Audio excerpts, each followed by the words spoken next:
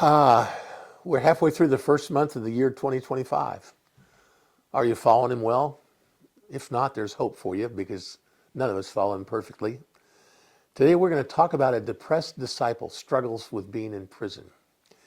Matthew chapter 11, verse 1 through 6.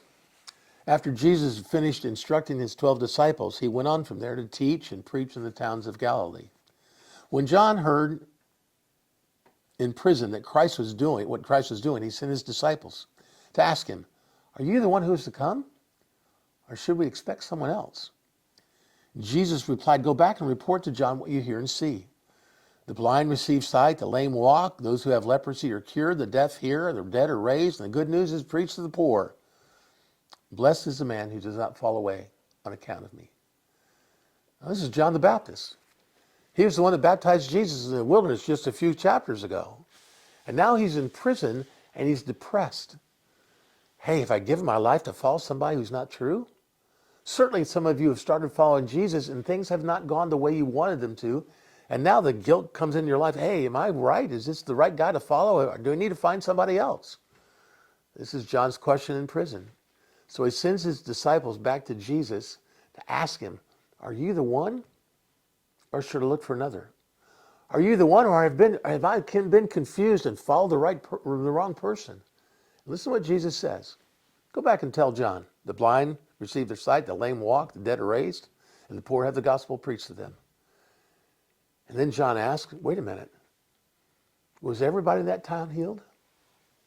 Was everybody delivered? Well, they had to answer no, because there's some places not everybody was healed, not everybody was delivered.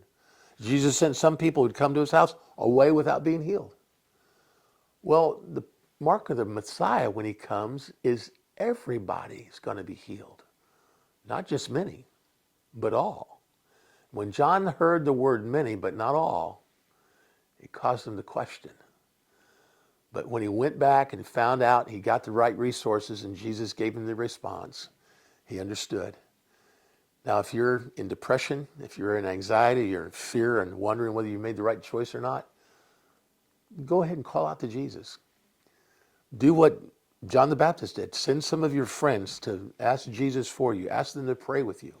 Get them to talk to you about God's promises in Scripture.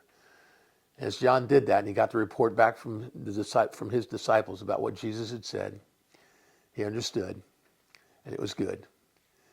If you'll find favor and find fellowship with the church and with those who teach the Bible, they can help you find your way if you've been struggling in the wilderness. You have a good day.